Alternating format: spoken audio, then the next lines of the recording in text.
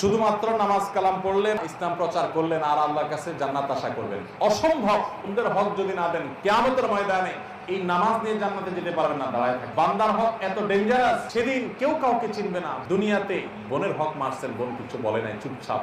আপনি বলছেন ওরা তো চায় নাই, কিয়ামতের ময়দানে ঠিকই নেই। অতএব বোনদের হক দিবেন তো সবাই ইনশাআল্লাহ।